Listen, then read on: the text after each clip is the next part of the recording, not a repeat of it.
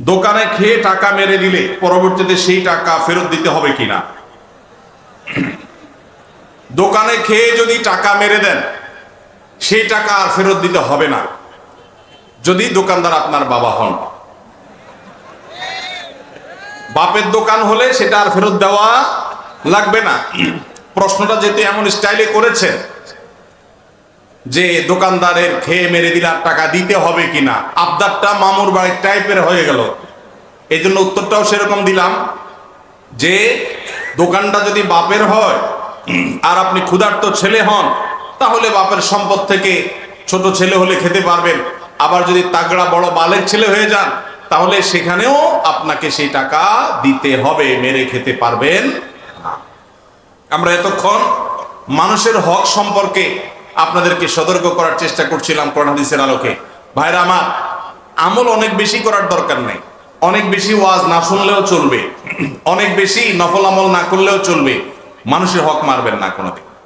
জান্নাত একেবারে পথ সুগম দেখতে পাবেন। অতএব যদি কারোর দোকান থেকে কোনো কিছু খেয়ে টাকা না দিয়েছেন, ছোটবেলায়, ছেলেবেলায়, যৌবনকালে, পাগলামির বয়সে করে ফেলেছেন, অভাবের দায়ে হোক, স্বভাবের কারণে হোক, আল্লাহ যখনই আপনাকে সম্বিত ফিরিয়ে দিবেন, সেন্স যখন আসবে, চেতনা যখন জাগ্রত হবে, সাথে সাথে যত টাকা মেরেছেন ওই টাকাটা দোকানদারকে ফেরত দিয়ে আসবেন। যদি স্বীকার করতে লজ্জা লাগে, স্বীকার করার দরকার নেই, দোকানদারকে বলেন যে টাকাটা আপনি পাবেন, যেভাবে হোক রেখে দেন, অথবা যে কোনো ভাবে দোকানদারের ক্যাশে টাকা আপনি দিয়ে দেন, ব্যাস দায়মুক্ত হয়ে যাবেন। আর যদি না দেন, তাহলে কিয়ামতের ময়দানে এই দোকানদার আপনার সামনে দাঁড়ায় যাবে।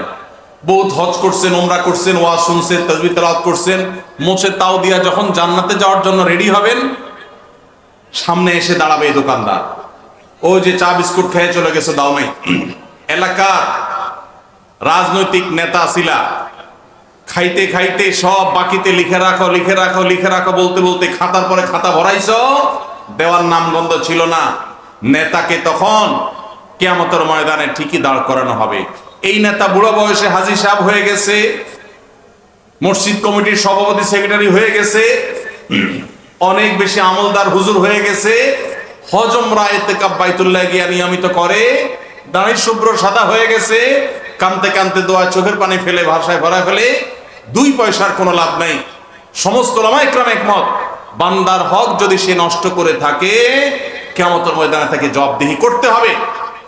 যদি আল্লাহ তাআলা কারোর প্রতি রহম করেন এবং তাকে জান্নাত দিবেন আল্লাহ সিদ্ধান্ত দেন, তখন আল্লাহ তাআলা পাওনাদারকে কোনোভাবে খুশি করবেন, এক্সেপশনাল কেস, কিন্তু আল্লাহর কাছে পাওনার হিসাব দিতে হবে। এই জন্য ভাইরা, কোনোদিন কারোর দোকান থেকে মেরে খেয়ে চলে আসবেন, বাকি খেয়ে আর যাবেন না। মনে রাখবেন, দুনিয়াতে সে হয়তো আপনাকে ধরতে পারবেন, আল্লাহ তাআলার পাকড়াও, আল্লাহর ধরা থেকে বাঁচার কোনো উপায় নাই। এই জন্য ভাইরা, মানুষের অধিকার ব্যাপারে আমাদেরকে সচেতন থাকতে হবে। আল্লাহ আমাদেরকে তৌফিক দান করুন।